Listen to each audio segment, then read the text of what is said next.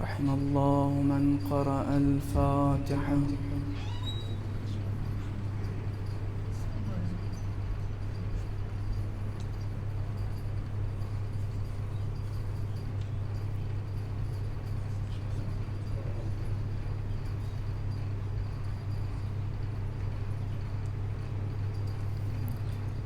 حسبنا الله ونعم الوكيل، نعم المولى ونعم النصير، لا حول ولا قوة إلا بالله العلي العظيم. أعوذ بالله من الشيطان الرجيم. بسم الله الرحمن الرحيم. الحمد لله الذي علا بحوله ودنا بطوله، مانح كل غنيمة وفضل، وكاشف كل عظيمة وأزل.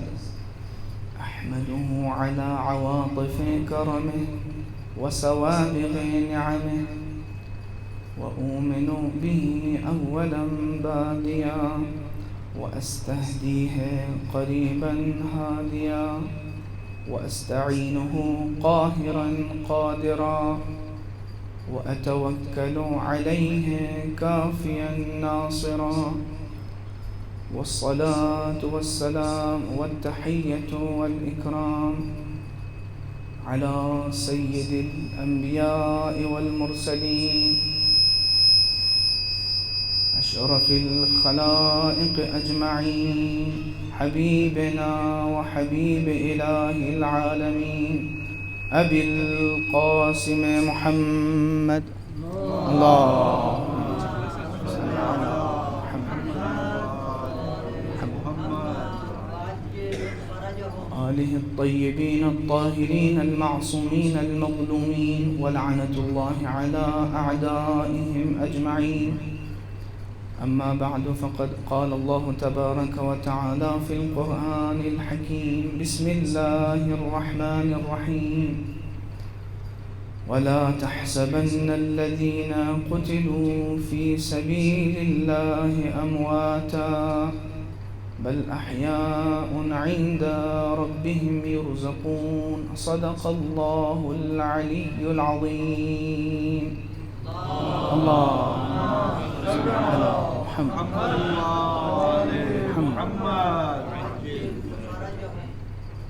عزیزان گرامی، علماء و طلباء، آج 9 محرم الحرام 1443 اور اس عزاخانے کی اس عشرے کی آخری مجلس ہے،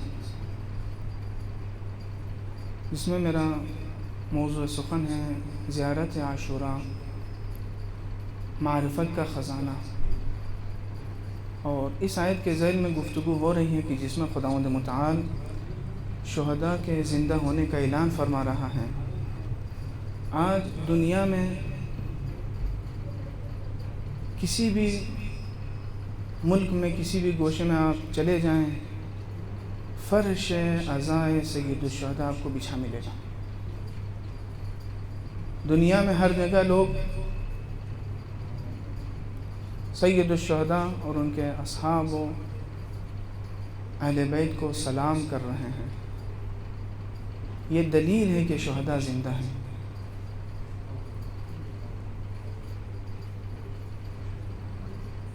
زیارت عاشوراء میں ایک اہم مسئلہ کہ جو کلیدی حیثیت رکھتا ہے اس زیارت میں، وہ براءت اور لعن کا مسئلہ ہے. اور اسی لعن اور براءت کی بنیاد پر، چونکہ زیارت میں ہے لعن اور براءت کا جو مسئلہ ہے، اسی وجہ سے دشمنان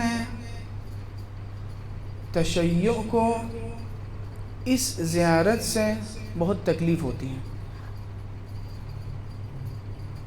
اور بہت سے ایسے لوگ ہیں جو کہتے ہیں کہ ہمیں چاہیے کہ ہم پورے دنیا کے ساتھ، ہر شخص کے ساتھ ہم صلح سے پیش آئیں، مہربانی کرنا، لطف و کرم سے پیش آنا، یہ بہتر ہے اس سے کہ ہم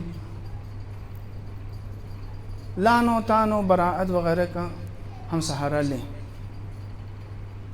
اور ادھر سے ایک کثیر تعداد امت اسلام میں بھی پائی جاتی ہے جن کے یہ فکر پائی جاتی ہے کسی کو لعن نہیں کیا جا سکتا، جو دائرہ اسلام بظاہر ہوں ان میں کسی کو لعن نہیں کیا جا سکتا۔ یہی نہیں بلکہ مقام افسوس تو یہ ہے کہ خود وہ افراد کہ جو اسی مکتب اہل بیت علیہم السلام سے تعلق رکھتے ہیں، اپنے شیعوں میں بھی یہ فکر پیدا ہو گئی ہے کہ ہمیں لعن نہیں کرنا چاہیے۔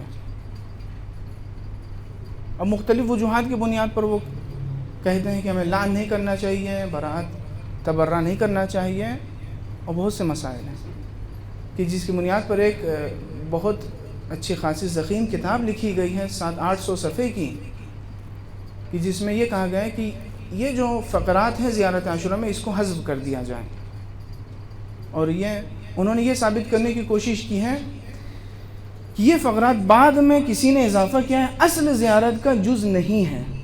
جو لعن کا جو فقرہ پایا جاتا ہے اس زیارت میں، بلکہ بہت سے فقرات جہاں پر لعن کی گفتگو ہو رہی ہیں، اور خصوصیت کے ساتھ وہ فقرہ کہ جس کے لیے تاکید ہوئی ہے 100 مرتبہ پڑھنے کی، یہ کہا جاتا ہے کہ اس فقرے کو حذف کر دیا جائے زیارت عاشورہ میں سے، اور یہ کتاب چھپی ہے، اس وقت موجود ہے۔ تو یہ آج مختصراً ہم اس سلسلے میں گفتگو کریں گے، یہ لعن کی حقیقت کیا ہے، تبرہ کیا ہے، کرنا چاہیے یا نہیں کرنا چاہیے، اگر کرنا چاہیے تو اسلوب اور انداز کیا ہونا چاہیے، بہت اہم مسئلہ ہے۔ اگر ہم تمام زیارت عاشورہ کے محور کو اگر ہم ایک جملے میں بیان کرنا چاہیں تو پوری زیارت کا محور ہے سلام اور لعن، یعنی ایک طرف سلام ہے امام کی خدمت میں، اور اسی کے مقابل میں لعنت ہے، اور ایک مرتبہ نہیں، 2 مرتبہ نہیں، متعدد مرتبہ، کم سے کم 20 مرتبہ آپ کو یہ لعن کا سلسلہ اسی زیارت عاشورہ میں مل جائے گا۔ اور اسی طریقے سے لفظ براءت، وَأَتَقَرَّبُ إِلَى اللَّهِ بِحُبِّكُمْ وَالْبَرَاءَةِ مِنْ أَعْدَائِكُمْ، اس بات کی بھی بار بار تاکید ہو رہی ہے اس زیارت میں۔ لیکن انسان کے اندر ایک قوت پائی جاتی ہے فطری، کہ جس چیز کو وہ پسند کرتا ہے اس کے طرف اس کے دل میں چاہت اور لگاؤ پیدا ہو جاتی ہے، اور جس چیز وہ نفرت کرتا ہے اس سے دور ہو جاتا ہے۔ یہی ہے تولیٰ و تبرہ، اور یہ مسئلہ صرف انسان میں نہیں ہے بلکہ حیوانات میں بھی پایا جاتا ہے۔ فرق یہ ہے کہ حیوانات میں جو لفظ وہاں پہ استعمال کیا جاتا ہے وہ لفظ ہے شہوت اور غضب، اور یہی کیفیت بحسب مراتب پائی جاتی ہے، یہ کیفیت جمادات میں بھی اور نباتات میں بھی، اور وہاں پر کہا جاتا ہے جذب اور دفع، یہ قوت پائی جاتی ہے۔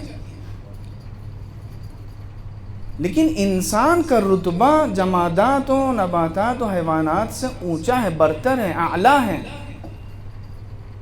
کل کی گفتگو میں نے اشارہ کیا تھا، چونکہ انسان پر خداوند متعال نے تاج کرمنا رکھا ہے، انسان کو اللہ نے باکرامت پیدا کیا ہے، اور یہی وہ مخلوق ہیں کہ خلاق کائنات نے اس کی خلقت کے بعد اس خلقت پہ ناز کرتے ہوئے فرمایا فتبارک اللہ احسن الخالقین۔ لہٰذا ہمیں چاہیے کہ ہم ہر مرحلے میں اگر چاہتے ہیں اپنی انسانیت میں باقی رہیں، اس سے تنزل نہ ہو، تنزلی کا شکار نہ ہو، تو ہمیں چاہیے کہ اپنی انسانیت کو برقرار رکھیں، یعنی ہمیں دیکھیں کہ ہم کس رتبے میں ہیں اور کیا میلاک اور معیار ہونا چاہیے۔ اور بسا اوقات یہ بھی ہوتا ہے کہ انسان اس مرحلے سے گر جاتا ہے، سقوط کے وادی میں گرفتار ہو جاتا ہے، اور وہ مرحلہ بھی آتا ہے کہ قرآن آواز دے گا اولئک کالانعام بل ہم اضل، یہ تو حیوانوں کی طرح ہیں بلکہ ان سے بھی گئے گزرے ہیں۔ کبھی قرآن یہ آواز دے گا مثل الذین حملوا التوراۃ ثم لم يحملوها کمثل الحمار، انسان کی حیثیت اور انسان کا رتبہ کہاں، اور کہاں انسان کو خداوند متعال تشبیہ دے رہا ہے کس حیوان سے؟ ملاحظہ فرمائیے، یا سورہ اعراف میں ارشاد ہو رہا ہے فَمَثَلُهُ كَمَثَلِ الْكَلْبِ إِن تَحْمِلْ عَلَيْهِ يَلْهَثْ أَوْ تَتْرُكْهُ يَلْهَثْ ذَلِكَ مَثَلُ الْقَوْمِ الَّذِينَ كَذَّبُوا بِآيَاتِ اللَّهِ۔ انسان کو خداوند متعال اس حیوان سے نسبت دے رہا ہے، تشبیہ دے رہا ہے کہ جو نجس العین ہے۔ یہ انسان اگر اپنے انسانیت سے گر جائے اور حیوانیت کے دائرے میں آ جائے، بلکہ ہو سکتا ہے کہ انسان اس حیوانیت سے بھی زیادہ نیچے گر جائے اور نباتات کے زمر میں آ جائے، کأنہم خشب مسندہ، منافقین کے بارے میں ارشاد ہو رہا ہے گویا یہ خشک لکڑیاں ہیں۔ یا اسی طریقے سے ارشاد ہو رہا ہے کأنہم اعجاز نخل خاویہ، یہ انسان نہیں ہے، کھجور کی لکڑیاں ہیں، کھجور کے درخت ہیں۔ یعنی انسان انسانیت سے گرا، حیوانیت سے بھی پستر ہو کے نباتات کے دائرے میں آ گیا، اور اگر اس سے بھی پستر ہو جائے انسان تو پھر جمادات کے زمر میں آئے گا۔ ارشاد ہو رہا ہے ثم قست قلوبکم من بعد ذلك فهي كالحجارة او اشد قسوة، کہ انسان اس مرحلے میں بھی، انسان کے اندر خداوند متعال نے یہ قابلیت اور یہ صلاحیت رکھا ہے بالفعل اس کو بنائے، چاہے وہ ترقی کی وادی کو طے کریں، چاہے وہ تنزلی کا شکار ہو جائیں، دونوں کیفیت انسان میں پائی جاتی ہے۔ اب یہ انسان کے خود اختیار اور اعمال اور ارادے پر مبنی ہے کہ انسان کا ارادہ کیا ہے اور کس ہمت سے کام لیتا ہے اور کہاں تک پہنچتا ہے۔ یا آپ نے تنزلی کی مثال دیکھی، اور عروج کی منزل وہ ہے کہ جب سید البشر بلکہ سید کائنات اس منزل تک پہنچا کہ ارشاد ہو رہا ہے ثم دنا فتدلى فكان قاب قوسين او ادنى، یہ وہ منزل تھی کہ ہاں سید الملک بھی نہ پہنچ سکا اور کہنا پڑا لو دنوت انملة لاحترقت، یہ عروج کی منزل ہے۔ اور یہ دونوں کیفیت ہمیں واقع کربلا میں ملتی ہے۔ یعنی واقع کربلا میں اگر ہم دیکھیں تو ایک درخشاں رخ ہمیں نظر آتا ہے کہ جو سید الشہداء اور اصحاب سید الشہداء علیہم السلام نے جو پیش کیا ہے وہ انسان کے اعلیٰ منزل ہیں، جیسا کہ امام زمان فرماتے ہیں زیارت ناہیہ میں قد عجبت من صبرک ملائکۃ السماوات، وہ منزل ہے کربلا میں کہ ملائکہ آسمان کو بھی تعجب ہونے لگا، کیسا صبر ہے۔ یا یہ کہ آپ دیکھیے تنزلی میں اگر دیکھنا چاہیں تو مصداق آپ کو واقع کربلا میں مل جائے گا۔ یہ وہ رخ ہے کربلا کا کہ جسے لشکر شام سپاہ یزید ابن زیاد نے پیش کیا ہے، وہ کیفیت کہ جو وہ منزل تھی کہ حیوان سے بھی پستر، بلکہ وہ کیفیت کہ درندے حیوان بھی اسے دیکھ کے شرمائیں۔ یہ دونوں رخ ہمیں کربلا میں ملتا ہے، اور اسی کو اگر ہم شرعی اعتبار سے اگر ہم دیکھیں، یہ جو دو کیفیت پائی جاتی ہیں اسی کو ہم تولا و تبرہ کہتے ہیں۔ تولا مادہ ولیہ سے ہیں، متعدد معنی اہل لغت نے بیان کیا ہے، ان تمام معنی میں الجھے بغیر جو معنی یہاں پر مد نظر ہے وہ یہ ہے کسی کو اپنا سرپرست، اپنا ولی، اپنا حاکم ماننا، تسلیم کرنا، یہ ہے تولا۔ البتہ اس میں عربی میں تولا بھی ہے، تولی دونوں استعمال ہیں، تولی مصدر ہے اور تولا صیغہ ماضی ہیں۔ اسی طریقے سے تبرہ بھی ہے اور تبری بھی ہے، البتہ عموماً اردو زبان میں تولا اور تبرہ استعمال ہوتا ہے۔ اور یہ جو تولا و تبرہ ہے یعنی اولیاء خدا سے محبت کرنا یہ تولا ہے، اور دشمنان خدا سے دور رہنا یہ تبرہ۔ تبرہ کہتے ہیں کسی نقص، کسی عیب سے دور ہونا۔ اسی لیے جب کسی مریض کو خداوند متعال شفا عنایت کرتا ہے وہاں پر استعمال کرتے ہیں برئ المریضوں من مرضہ، تو برئ یا یہ جو لفظ تبرہ ہے یہ کہتے ہیں دور ہونے کو، یعنی ہم دشمنان خدا سے دور ہونے کا اعلان کرتے ہیں کہ ہم ان سے دور ہیں۔ اور اسی تولا اور تبرہ کا جو اثر ہے وہ ہے ایک طرف سلام اور ایک طرف لعنت، یعنی جہاں پر ہم اولیاء خدا کی طرف متوجہ ہوتے ہیں تو وہاں پر ہم اس کو سلام کی شکل میں اولیاء خدا کے محضر میں پیش کرتے ہیں، اور جہاں پہ ہم دشمنان خدا کو دیکھتے ہیں وہاں پہ ہم اسی تبرہ کو براعت یا لعنت کی صورت میں ہم پیش کرتے ہیں۔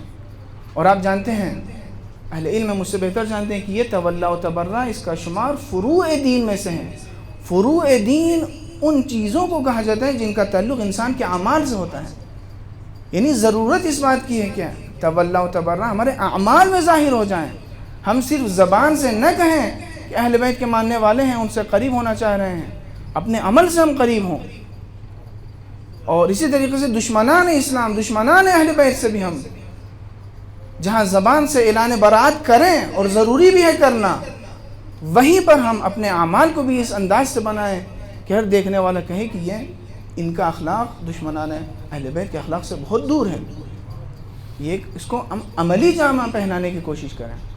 اور کچھ اثرات ہمیں اس لعنت اور تبرہ کے ہمیں ملتے ہیں احادیث کے روح سے۔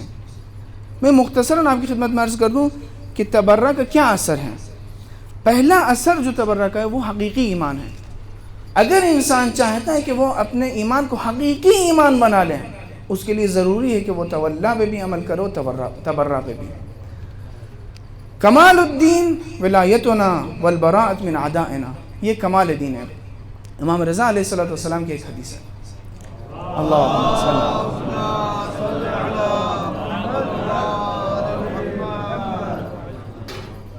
چھٹے امام فرماتے ہیں کہ من سرہ ان یلقى اللہ مؤمنا حقا حقا فلیتول اللہ ورسولہ والذین آمنوا ولیتبرأ الی اللہ من عدوہم۔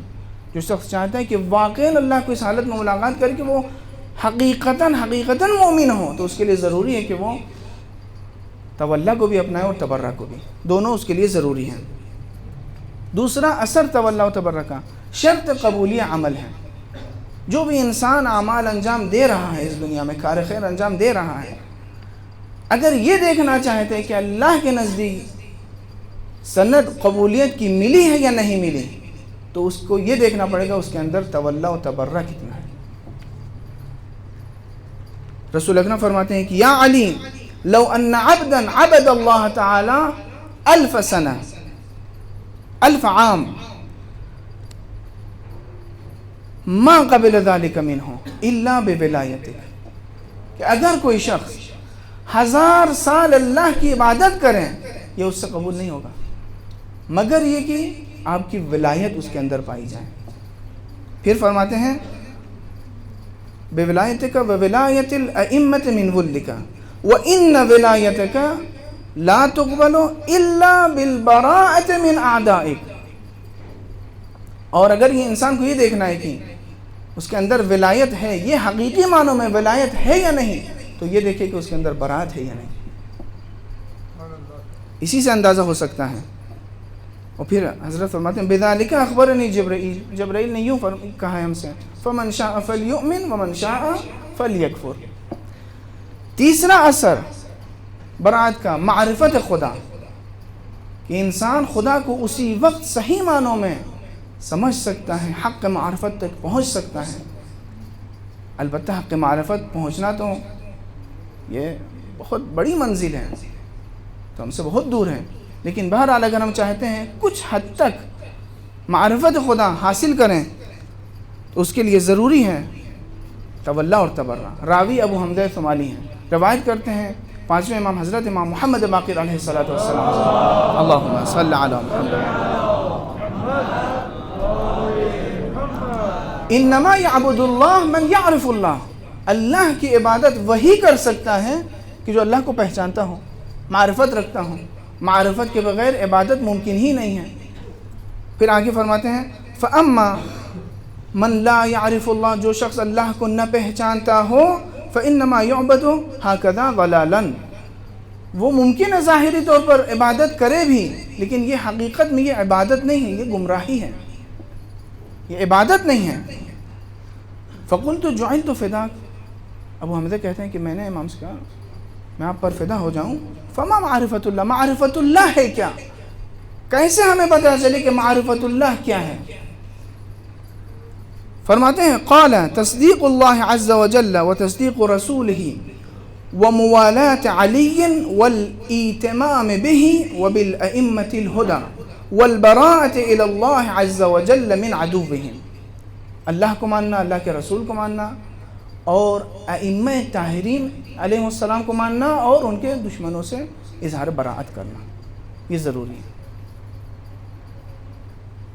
اس کے بعد چوتھا اثر جو تولا اور تبرہ کا ہے وہ پاک حیات اور پاک ممات ہیں۔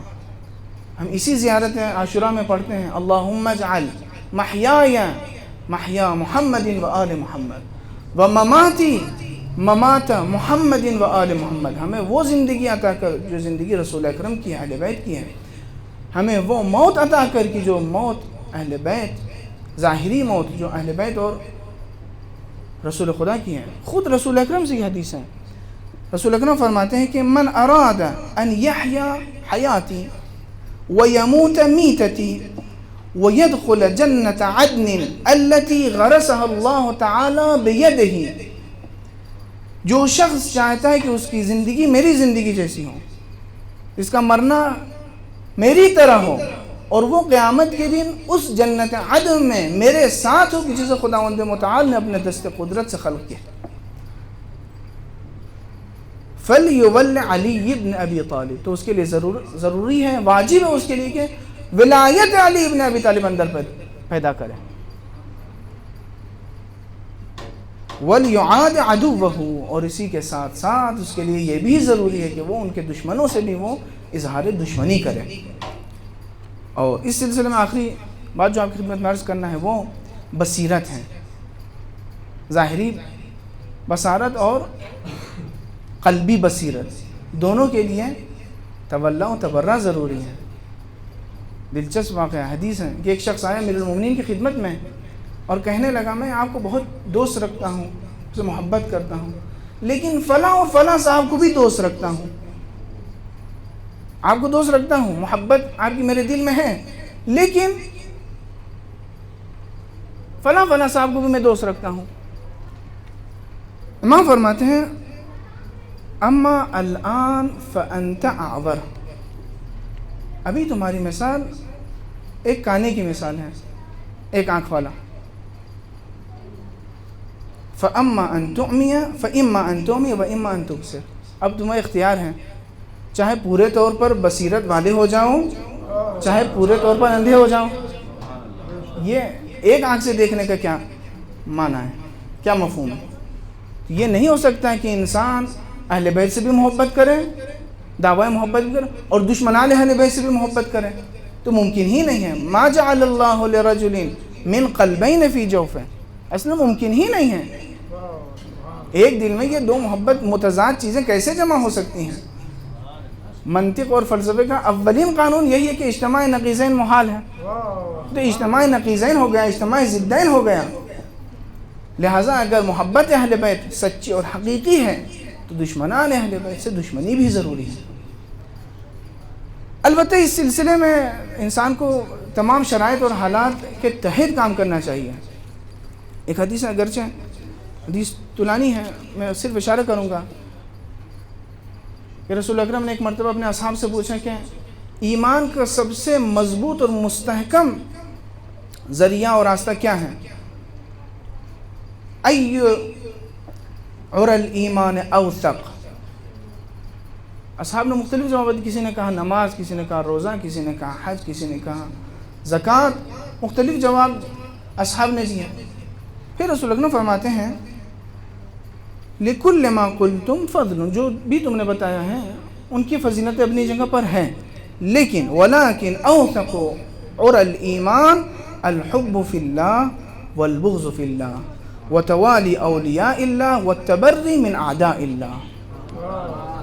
سب سے مضبوط ایمان کا جو ذریعہ پایا جاتا ہے، جو دستہ پایا جاتا ہے مضبوط، سب سے مضبوط ایمان کا وہ حب فی اللہ اور بغض فی اللہ ہے، اولیاء خدا سے محبت اور اعداء خدا سے دشمنی، اور اسی کا اعلان ہم زیارت عاشوراء میں کرتے ہیں۔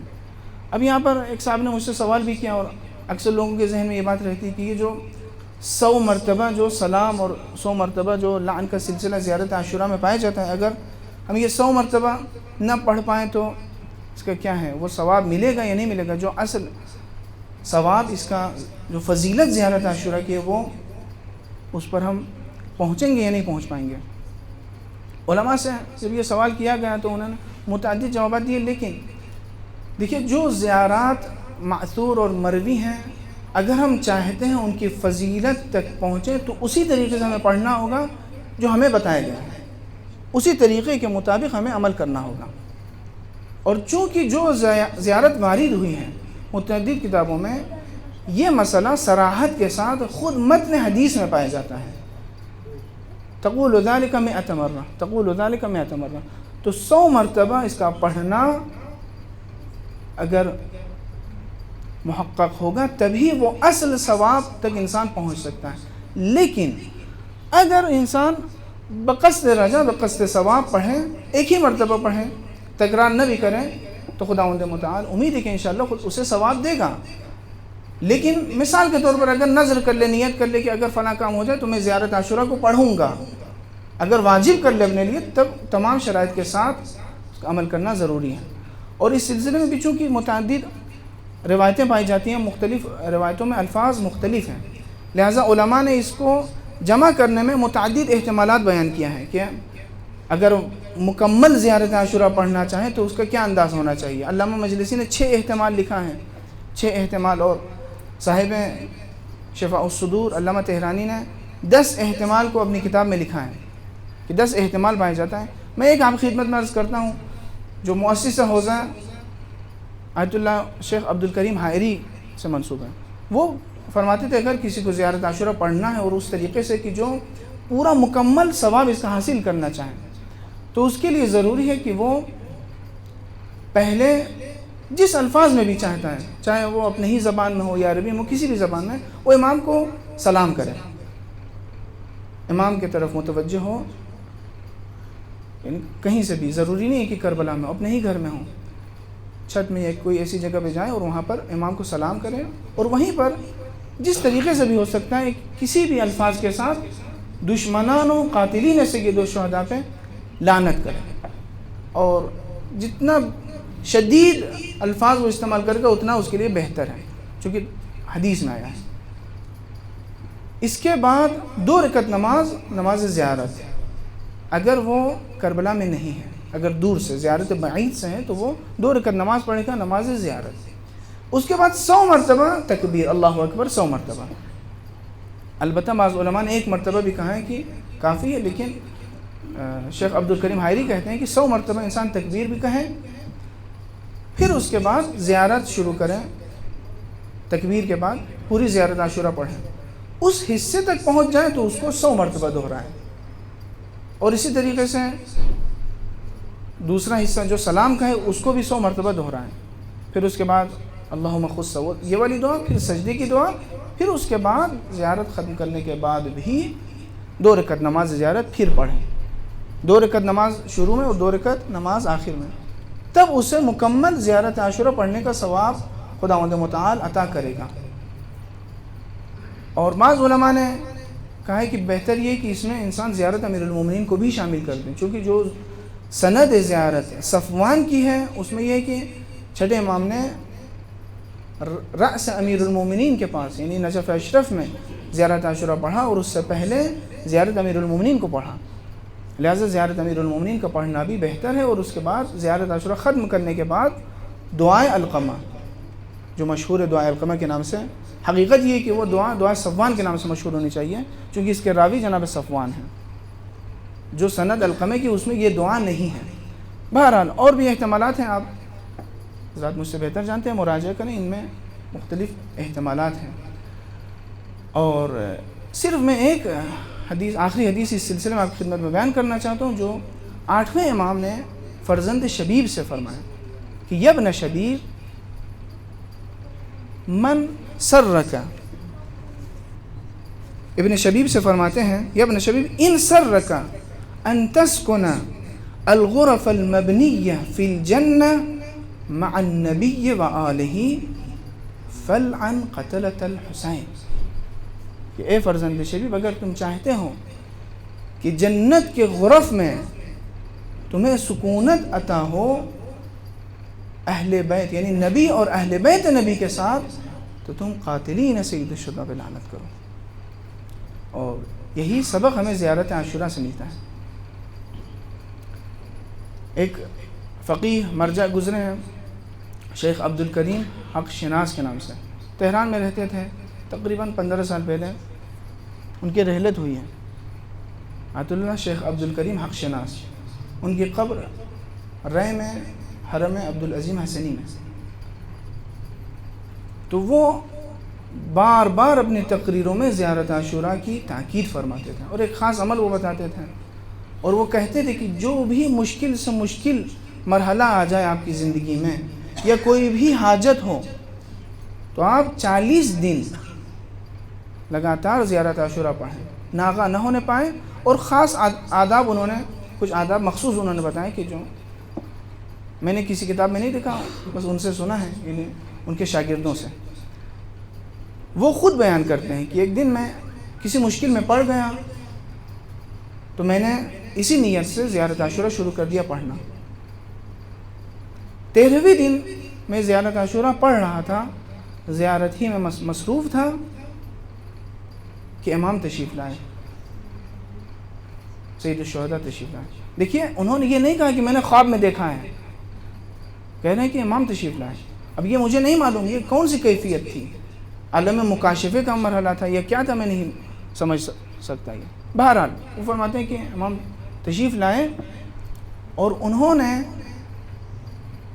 میرا نام لے کے کہا، شیخ عبد الکریم آپ ان سے متوسل کیوں نہیں ہوتے؟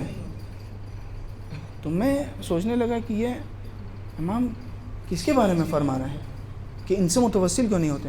جب میں نے غور سے دیکھا تو دیکھا امام ابا کے نیچے ایک بچے کو لیے ہوئے۔ کہا کہ آپ اس ششماہے سے متوسل کیوں نہیں ہوتے؟ پھر وہاں شیخ عبد الکریم اپنی تقریر میں کہتے ہیں کہ یہ ظاہراً بچہ کمسن ہے، شرخوار بچہ ہے، لیکن حقیقت یہ ہے کہ بہت بڑی بڑی مشکلات ان سے توسل کے ذریعے حل ہو سکتی ہیں۔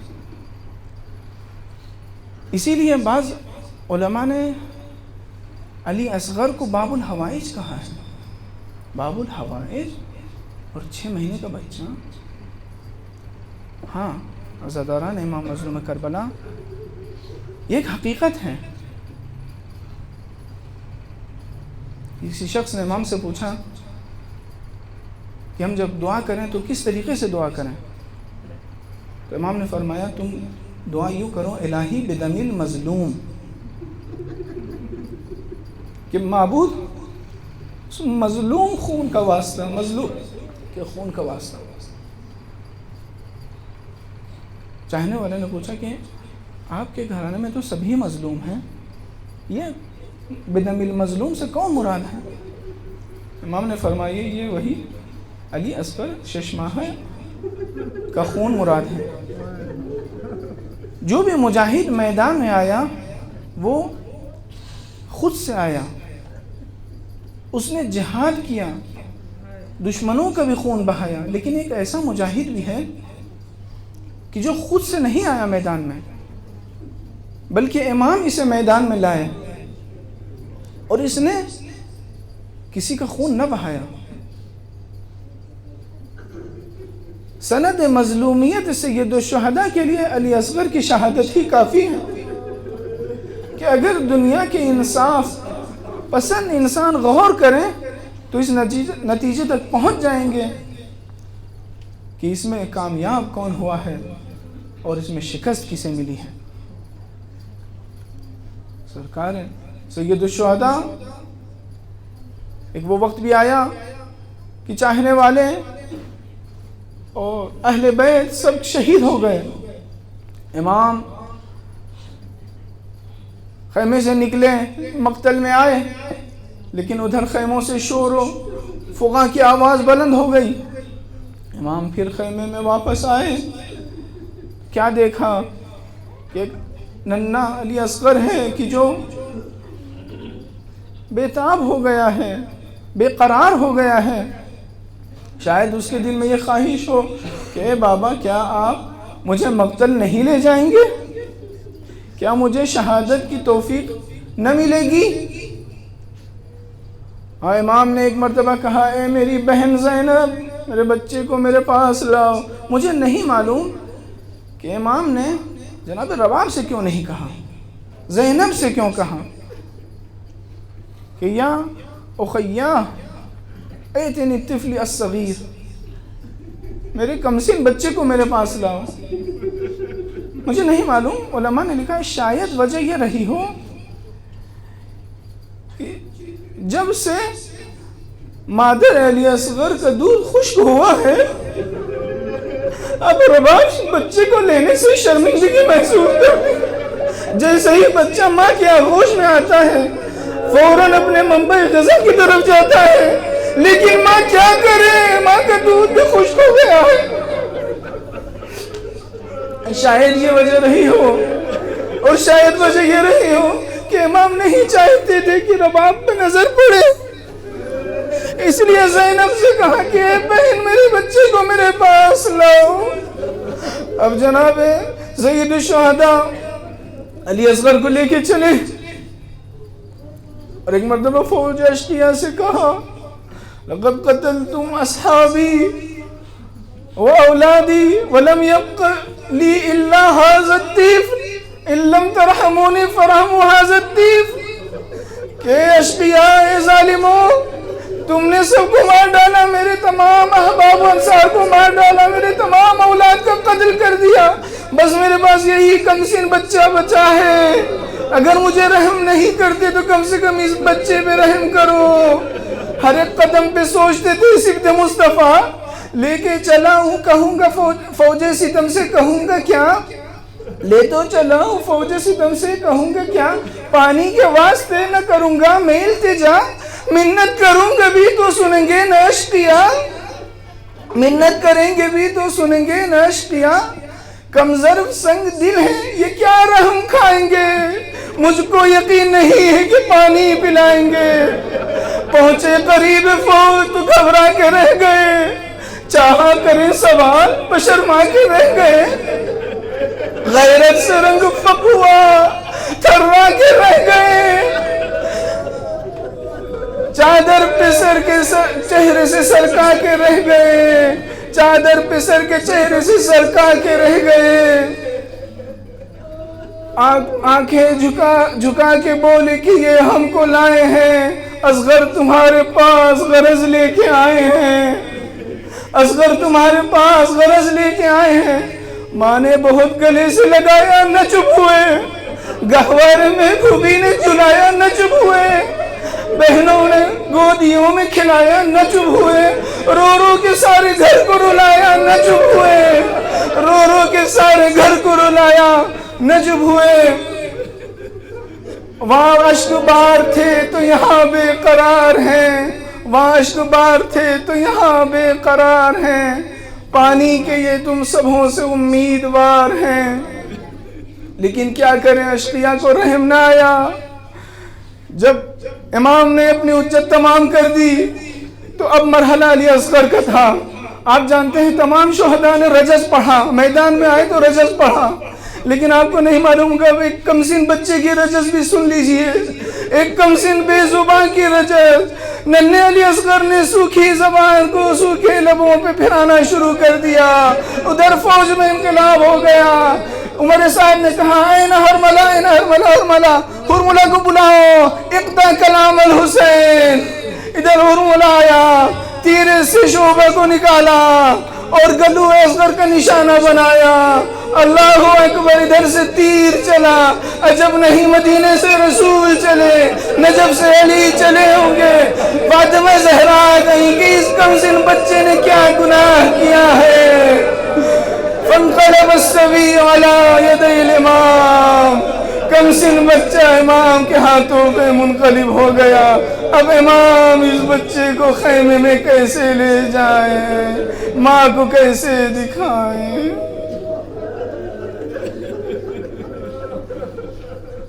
سيعلم الذين ظلموا أي منقلب ينقلبون إنا لله وإنا إليه راجعون رضا بقضائه وتسليما لأمره. معبود ہمارے اس مختصر سے عمل کو قبول فرما. ہمارے پرسوں کو، ہمارے عشق اعضاء کو شہزادی کی خدمت میں شرف قبولیت عطا فرما، ہمیں حقیقی عزاداران امام مظلوم کربلا میں ہمارا شمار فرما، اتباعات عالیات کی حفاظت فرما، اور ہم سب کو زیارات سے بار بار مشرف فرما۔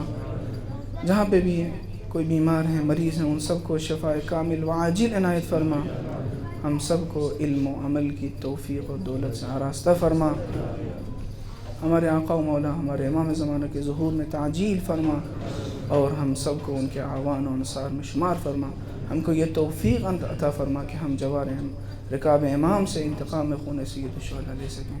اب حضرات سے ایک بار پھر گزارش ہے کہ تمام مریضوں کی شفا یابی کے لیے بالخصوص جنہوں نے التماس دعا کہا ہے، طلاب علوم دینیہ مولانا رضوان صاحب، مولانا نعیم صاحب، اور تمام مریضان مد نظر کے لیے آئے ام مجیب کی تلاوت فرمائیں۔